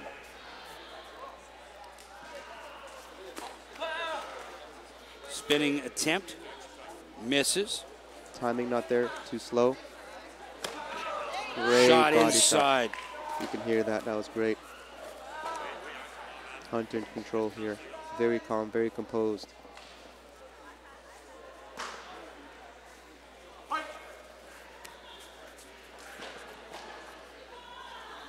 Carroll just waiting on Salve's advance. He's got a 12-point lead. He doesn't need to do anything crazy. He just needs to at least scratch is what we say every time he kicks, just like that. Just continue kicking back. Inside 10 seconds. Looks like Red has given up. Hunter Carroll, solid win. 14-2, the final. And Rafael Salve, his tournament is completed. And 5 points scored in that third and final round by Hunter Carroll really just sealed the deal for the Nova Scotian. Yeah, it was, you know, the first round you could tell that Hunter was a lot more on his game, very sharp, and it was very hard for Red to come back with anything. And so Hunter kept that same strength throughout the whole match and won relatively easily. Another match coming up, another repechage. As Hunter Carroll takes his leave of the ring with another win under his belt. And it looks like it's another one of Katie Pike's charges getting set. And actually that is Hunter's brother, Jackson. Saw him compete earlier. Had a chance to speak to their mom earlier today, and they have another sibling in this tournament as well. Yes, a big Taekwondo family. They've been to a lot of games and know the scene very well. So all the siblings, excellent fighters, and Jackson also is very experienced. I think this will be a good fight between these two matches. So Red here, getting ready, is very dynamic, very strong. We saw one of his other previous repechage matches. He's got a lot of speed and power to him, and Jackson does as well. So I'm excited to see what happens. It's going to be hard to call this one. He's going up against Cedric McGrowie. We saw him earlier in the broadcast as he defeated Ethan Jenkins of BC by an 11-8 tally.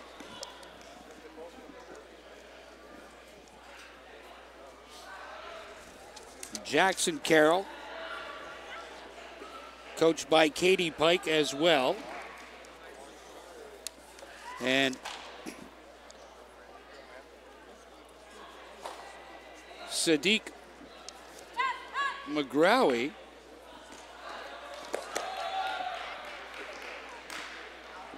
just trying to find him in our list.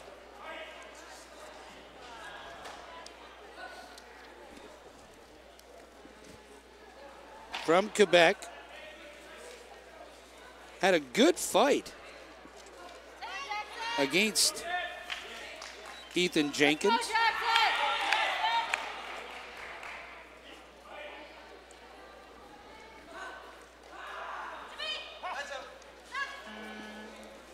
McGrowy out of the Académie d'Arts Martiaux de Saint-Léonard.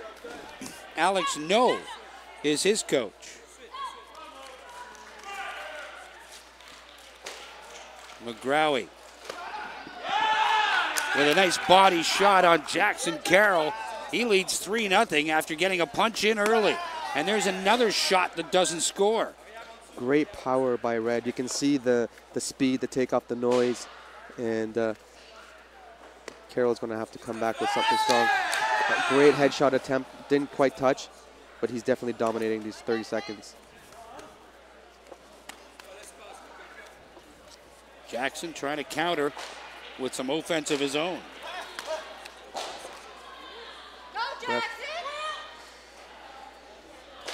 Red asked the ref to just pause the game until he puts his chin strap back on. Just held together with Velcro.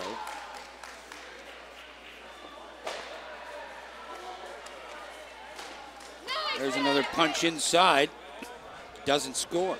Yes, Red has a very strong punch, so that's something definitely that Blue is watching out for. Oh, great roundhouse kick, back leg roundhouse kick attempt from Red, and great back kick attempt from Blue, but none of them scored.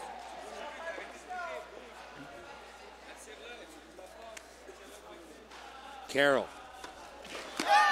scores 2 big body shots to take the lead. Again, Carroll with the experience, you know, just like that, he's in the lead. And on the fierce attack again. So now the game is, like as I mentioned, very tight, very dynamic.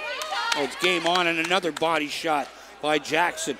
And that's one of the things that you saw earlier, is that he's got a great level of patience. Absolutely, and that's experience there. And when you fight enough matches, you build that experience. So great first round for him so far, but it's too early to call who would win this match. They're both doing amazing. 5 seconds remaining in the opening round. Good countering there by Sadiq McGrowy, but although he took a 3-0 lead, great defending and counter kicking by Jackson Carroll gives him a 6-3 lead after the first 2 minutes. Yeah, you know what? Sadiq started off that match really well and was dominant, but Jackson just came back and answered in the last 30 seconds and now taking the lead 6-3. So it'll be interesting to see if I was Katie coaching Jackson right now, I'd be saying doing the same thing, but obviously Sadiq needs to change his plan going into the second round. How rare is it to have a female coach of a male competitor in this sport? You know, it's not as, there's definitely more male coaches, and if you are a female coach, generally doesn't matter if you only coach females or males, but Canada has actually some great female coaches, Katie Pike being one of them, so that is one thing that actually Canada is very good at. Round 2 underway.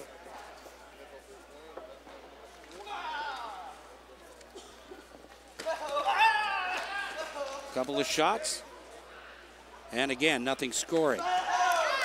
Good kick by McGrowy. Jackson trying to punch there. And he gets a good body shot in there to score 2. And McGrowy comes back with a body shot of his own underneath the right arm of Jackson Carroll. Great timing by Red. You can see every time he comes in, he's making some great contact. And, oh, wow, beautiful timing again from Jackson. Good aggressive kick that McGrowy could not defend. Again, both fighters very strong, very powerful, very fun to watch. But Jackson here with a 5-point lead. Good block by Jackson.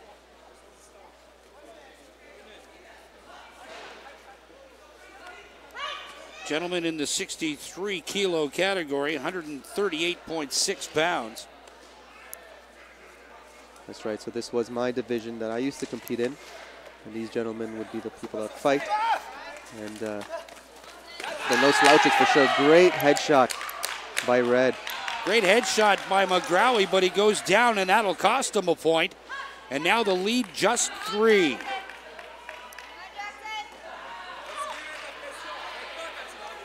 That's right, 3-point lead is not a big lead, especially for, oh, there's a great body shot by Jackson, especially with these two caliber fighters where they can score 6 points within a few seconds that we saw Jackson do in the first round. So, ooh, that hurt. That really did hurt. That was not on purpose. You can see that Red was trying to kick at the same time, and it was just an accidental clash. Kind of like a knee-on-knee hit in hockey. Yeah. And the score now 13-8. 14-8 because a point taken away or given to Jackson as a result of a foul assessed to McGrowy. That's right, for that knee block. Again, it was accidental, but it would have been a hard one to contest, so the coach decided not to.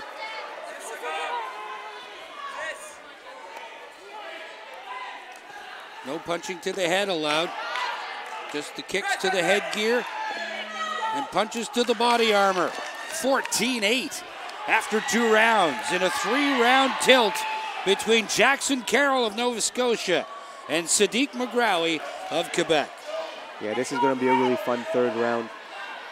You know, Red really has to turn on the jets, and he has been since the first 2 rounds, so it'll be really fun to see how he takes it up a couple more notches, and Jackson has to continue doing the same thing he's doing, because if he changes his game strategy, that is not going to bode well for him. So I expect a really dynamic and fun 3rd round here.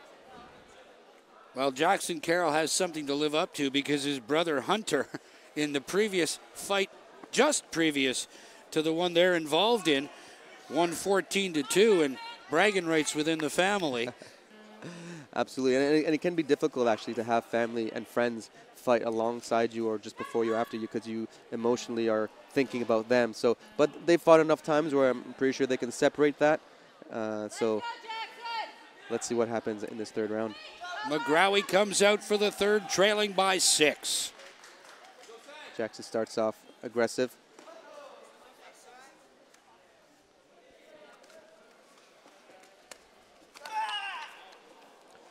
Sadiq there trying to force the warning. Didn't get Body it. shot, didn't score. Oh, and now Jackson Carroll getting a little cocky, doing the Sugar Ray Leonard. That's right. He knows that Sadiq in red has a strong punch, and he was taunting him that he's not getting his punches. So, you know, that is very strategic. He's trying to get into his head, letting him know that his strength is not working.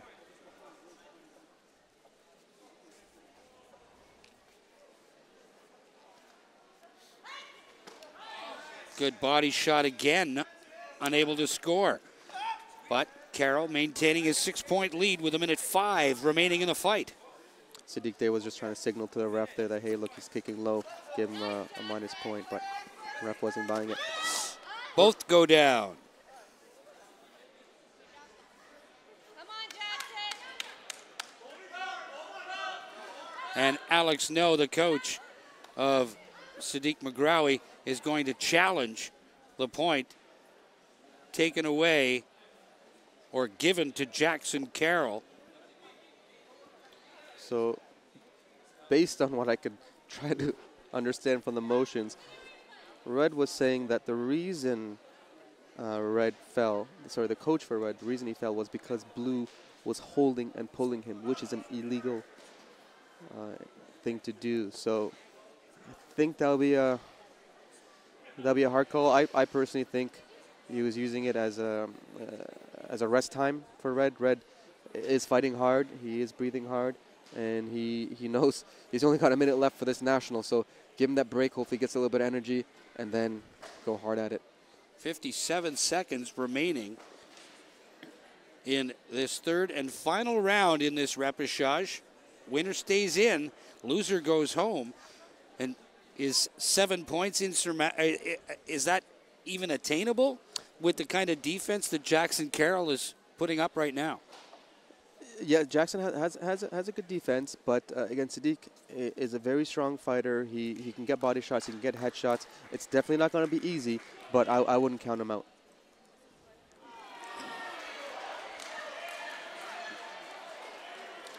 Now what's going on in Jackson Carroll's mind right now, having to wait? Exactly. He actually did get the got the call. Got the call, which is great. So he got the break and he got his point back. That's a blow to Jackson because he was having a nice little run and he wanted to continue that. So when you are leading points and dominating the round and then the round stops, that does change the flow. And now the lead only 6. So McGrowy with a little bit more hope. That light just got brighter at the end of the tunnel. There you go. There's a headshot. Now it's a 2-point game. Now Jackson Carroll in a fight. Sadiq McGrowy coming back. Great punch. And it scores 1 point back. Looks like that original taunt didn't really work. It took 17 seconds for McGrowy to get back within 1. Oh, almost. And Jackson counters with a body shot. Jackson on the attack. 3-point game now. Jackson Carroll. 17 seconds left to go. A headshot will tie it. The spin, it didn't score. 8 seconds left. McGrowy fighting back. Body shot from Hunter Carroll, or Jackson Carroll, and he goes down. It'll be 18-14, but that won't be enough for Sadiq McGrowy. 18-14, and Jackson Carroll will move along in the tournament just like his older brother Hunter did in our previous match. And Sadiq McGrowy, despite a great third round, is going home. His nationals are over. That was an excellent fight. He has nothing to be ashamed of, Sadiq there. He left everything on the mat, fought hard. Again, Jackson is not a slouch, a very smart fighter, experienced fighter. And as we expected, that was a fun, dynamic match. So the Carroll brothers move along. And we'll move along into a break and be back with more of the 2018 Canadian Taekwondo Championships from the EY Center here in the nation's capital. Don't go anywhere. Welcome back to the 2018 Canadian Taekwondo Championships. This is a final in the 54-kilo class. Johan Chang of Ontario against Lean Attendido, also from Ontario. Yes, Dan, this is going to be a fast match. Fin weights are the lightest weight division here, and you can expect a lot of kicks, a lot of speed. Now, red needs to win twice in order to win this final, and blue just has to win this match once. And red out to a 4-0 lead quickly, and Lean Attendido gets a punch in that scores, and it's 4-1. That's right. Lean has not lost yet. So in order to lose this tournament, you have to lose twice. Johan has already lost once, so if he loses here, he is out. And then Lean would win the national championships. Will they fight tonight? Yes. If red wins, they have to fight again tonight. And if blue wins, then the game is done and he's the national champion. So red there just got the minus point for keeping his leg up without the intention of kicking.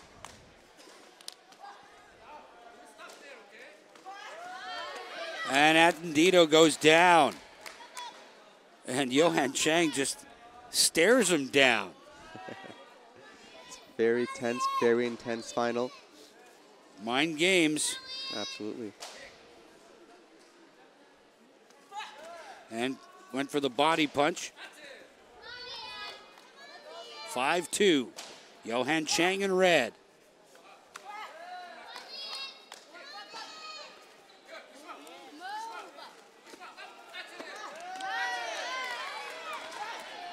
Great ring control by blue. He not only averted the minus point from stepping out of the ring, but he also got a point while doing that. And gets back into this fight. Now only trailing by 1 and a penalty against Johan Chang, and we're tied at 5. Great punch. Body shot. Attendido goes down. And though he scored the point for the body shot, he goes down, and Chang ties it up once again. It's It's a very close match this first round. It's going to be hard to call this one.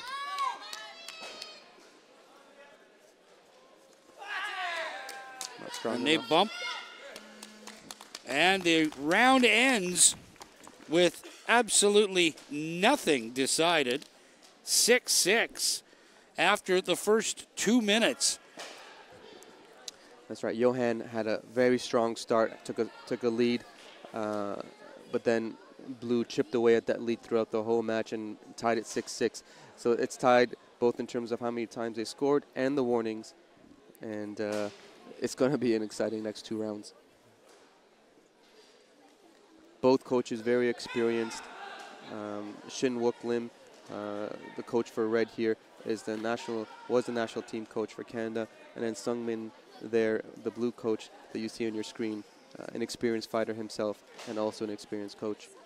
His father, a multiple-time national champion for Korea.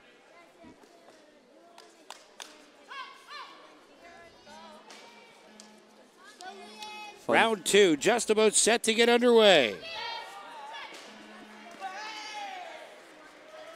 Great start by Blue, trying to assert his dominance. Great headshot by Red. Good timing and good back kick and the extra point for the technical for doing a back kick. Back to tie, 9-9.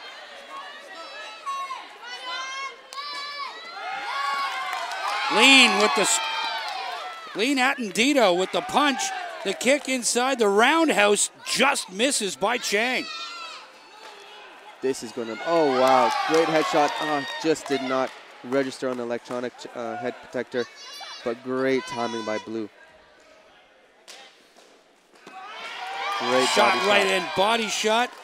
As Chang came in with the right leg poised, Attendito just let him have it with his right. Exactly, great timing. Wasn't enough defense. Oh, loses that point for falling. The defense wasn't strong enough from Red. The point goes against Johan Chang out in the red corner, and this will be challenged. Yes, that was an awkward call from the referee, and Coach Shin Lim is right to use that card because you are allowed to push in Taekwondo now. That is actually a new rule, and so Red did push Blue, and that is legal. And so I foresee that infraction will be reversed. Sometimes as a referee, in the heat of the match, it is hard to see everything. You have to make sure that the athletes are being taken care of, that they're not in danger, and also following the rules. So that's a lot of pressure.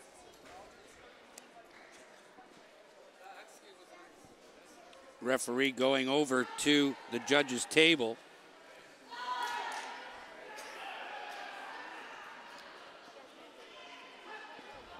And I believe the verdict is in. The referee was at the head table asking clarification to make sure that they were looking for the right thing.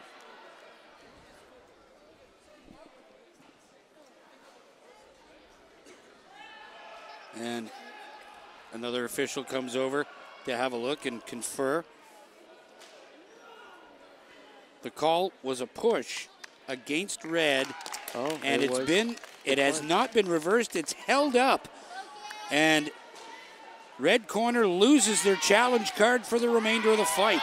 Oh, great speed and technique from Blue. Loses that point from falling down. 13-10. Lean Attendito ahead of Johan Chang. Ooh, that was a knee block there, but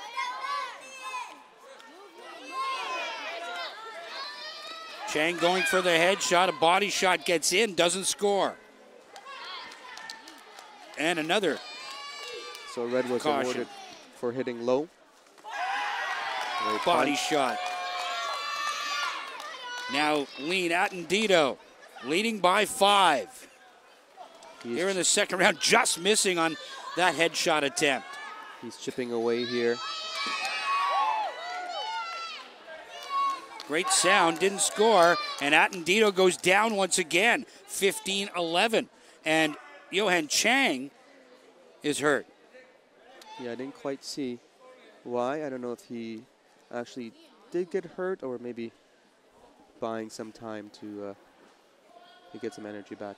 That Medic comes in. I think he was hit underneath the chin in the throat. So typically, if that happens, they try to fish for a warning. So that is also an attempt. So it could be, he could be legitimately hurt, or he's trying to force a warning, or he's trying to get some injury time. Could be any of those three things. One of the things that you absolutely have to have in a tournament such as this is the medical staff, and boy, are they ever the unsung heroes of this tournament. Absolutely, Dan. These guys work night and day tirelessly, and I know I've personally benefited from their services many times, so very thankful to have them here. So no score change. Johan Chang not there, and now they put it up 15-11. Chang trailing by 4, 25 seconds left in round 2 of 3. Lean Attendido can win a national championship if he can just keep Chang away from him. 10 seconds left in the second round. Still a very... Oh, we're tied. Chang with with 2 great body shots to tie things up with 6 seconds left in round 2. There's a headshot, and great. Chang leads by 3 at the end of 2. Great comeback from Johan. That was some great pressure, and he needed that little boost. Definitely gave him some energy to get those points right at the end of the second round. So it is, again, anyone's game in this third round. It's going to be hard to call this one again. So Lean Attendido could not handle the aggressiveness of Johan Chang in that second round. Chang has to come out in the third round and do exactly the same thing. Yeah, you know what? There was a moment, a lapse from blue player there in the last 10 seconds where he did let his defense down and got a little bit too relaxed, letting all those points go up. So, if he does keep his defense up, he'll be in good shape. If I was his coach, that's what I would say, is like, make sure your defense is up every second on this round and just continue attacking like he's been doing.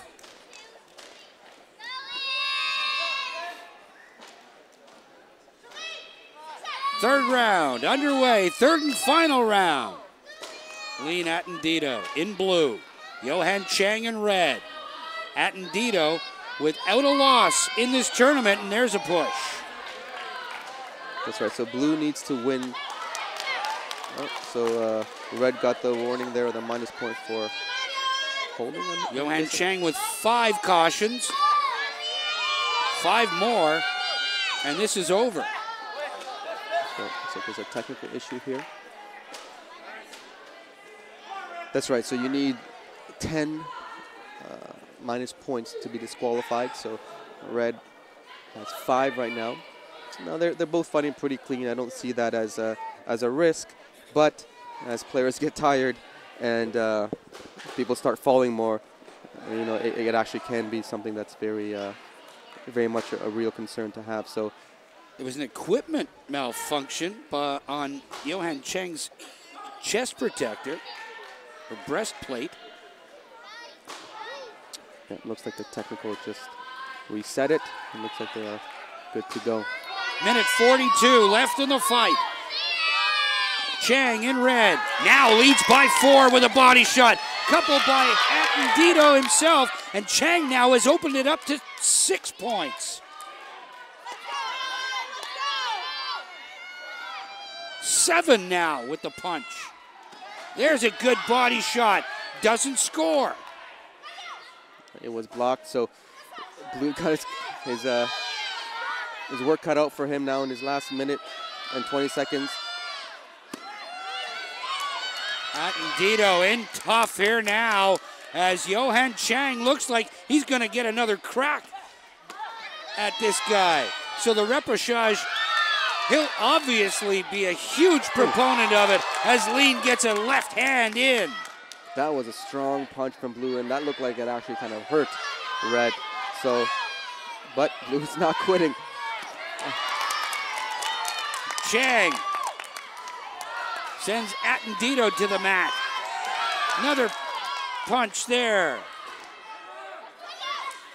Chang's coach looking to the officials for some level He's asking of appeal. That's right, he's asking where the punches for Red's efforts. Chang just getting out of the way. Misses on the headshot. 40 seconds left. Yeah, Blue's got to be now going on reserves. He's been, you can see now, it's a lot slower. He's been putting on a lot of effort, but not being rewarded for those efforts. So Red also is very tired. You can see hands on knees. That's a telltale sign. 26-20. 29 seconds remaining. 6 points. Not a lot of, oh. And a low kick by Attendito. Oh, makes it 29-20. Attendito's down. He should get another, so he got a minus point for falling, but he should get another point because it was a spinning kick to the head. That's what you see the corner judges here standing up saying add an additional point to Blue there. So both players, hands on knees, gasping for air. More than likely loving the fact that they get a breather here. Exactly. Blue wants to finish this tournament and win and just fight this last fight. Obviously Red wanted to have one more. 15 seconds. 6 points. Now it's 8. Goes down. Looking for the point again. Blue trying the spin kicks to the head, trying to get the 4 points. They're not working. And it looks like Johan's going to clinch this one. And Chang will fight. Lean Attendito will fight. Again this evening. The gold medal not settled in the 54K class. No, you know what? That was a great fight by Johan. He came alive in that third round, and his techniques were scoring. His timing was great. He's gassed, as they both are, and rightfully so. Those boys were kicking a lot, and that was a very fun fight to watch. And that final, again, is going to be a hard one to call. We'll take another break and be back with more from the 2018 Canadian Taekwondo Championships, only on Rogers TV. Welcome back to the 2018 Canadian Taekwondo Championships, the women's 46-kilogram final. Yvette Yong from Toronto going up against Camille Marulanda, also from Toronto. And I have to wonder, Ali Gafour, just how well these two fighters know each other. You know, they know each other quite well. Yvette is not a rookie. She's looking for her 13th national championship title. So she has been undefeated in over 12 years in this division, and she's also ranked number 2 in the world. And she's actually also one of our athlete ambassadors for 2020 Armor. Very dynamic, very powerful. Camille is going to have a hard time. Now that being said, Camille did beat her in the earlier round. So Yvette has to win twice, and Camille just has to win once to win. Marulanda in blue. Yvette Yong in red. Nothing scoring so far, a minute into this first round. Yvette's a very strong fighter, very explosive, can do multiple techniques, spin hook kicks, a lot of turning techniques. Very entertaining to watch. Both great defenders and both great on the offensive side as well. That's right, Camille, very strong defense, as you can see there. Sorry, Yong scores too. Yeah, she had her hand down, but it wasn't quite enough. But she did block that one. Yvette with another cut kick to the body, starting strong with a 4-0 lead. Yvette Yong in red, leading 4-0. Little over 10 seconds left to go in this opening round of 3. Yeah, you do not want to be behind Yvette.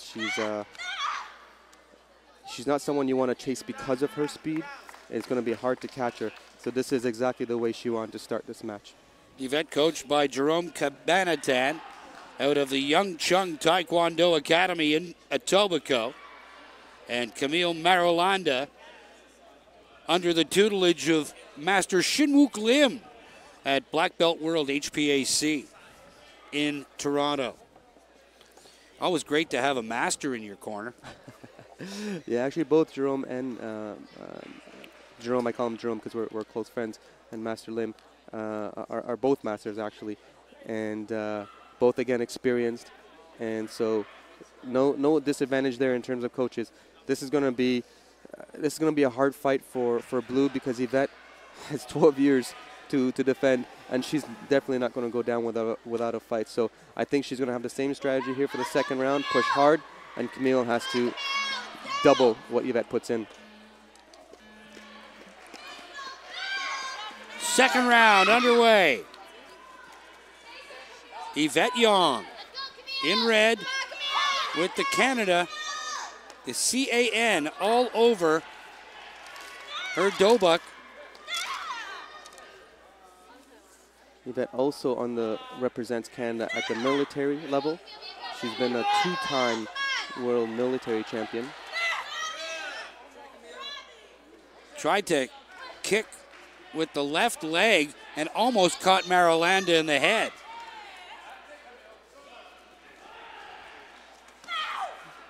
Great body shot, but didn't get through the block.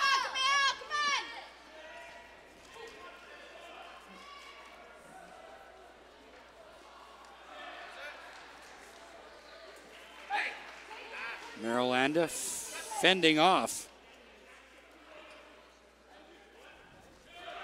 Some attack advances from Yvette Yong. A minute into this second round and no scoring thus far in the second stanza. Yong led this one 4-0 after the first. Camille really trying for that headshot with that front leg. Again, trying for that headshot. Now she'll lose a point for stepping outside the ring. 5-0. Yvette Yong. Marolanda can win a national championship and defeat a 12-time winner. If she wins in this one, Yvette Yong has to beat Marolanda twice. That's right. Yvette lost to Marolanda in their preliminaries. As a result, she had to go into the repechage. Great body shot there. It was actually Yvette's first time ever losing in a nationals today, and luckily she had the repechage to make up for it. Looks like that was a low blow.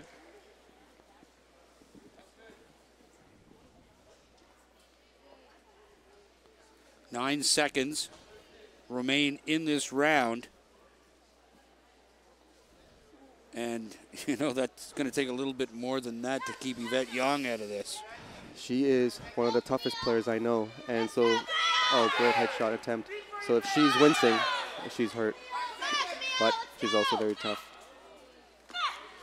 Spin kick misses, but Yong gets two more in that second round to lead 6-0. Marolanda, certainly in these championships, not used to being shut out in one round, let alone two. Absolutely. Again, Yvette here has a lot to prove, and after losing to her in the preliminaries, she knows that she needs to be a lot more aggressive, both in her attack and in her defense, and it seems like that strategy is working. So she's not let a point scored on her. She's got to do the same thing going to the third round.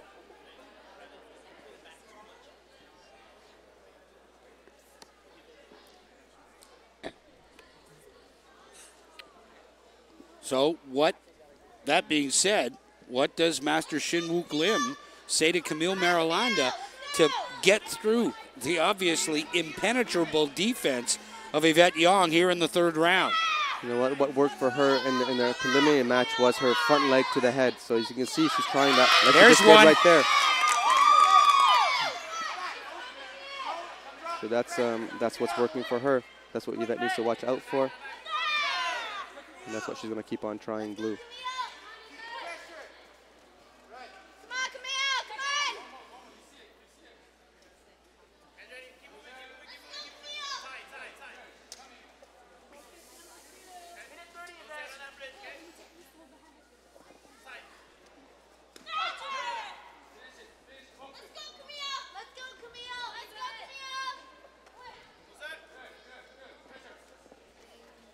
So Camille trying to be the aggressor here.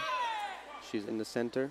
I think that needs to change that strategy. Oh, almost got to the headshot there. Young just missed. There's another headshot that doesn't score, to the back of the head of Yvette Young. 1 minute left in this last round. Blue needs to win to secure the championship, but Yvette Young, 12-time title holder of this division, is not going to give up easy. Just missed on the headshot as well.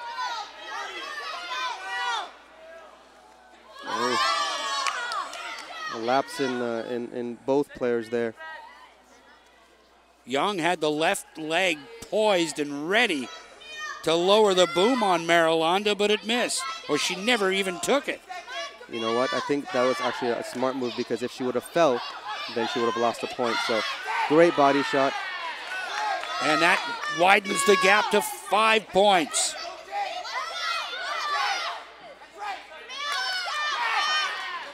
Marilanda takes another body blow, and Yvette Young wins it 10-3. Yvette finishing, setting the tone for that next match that she needs to win.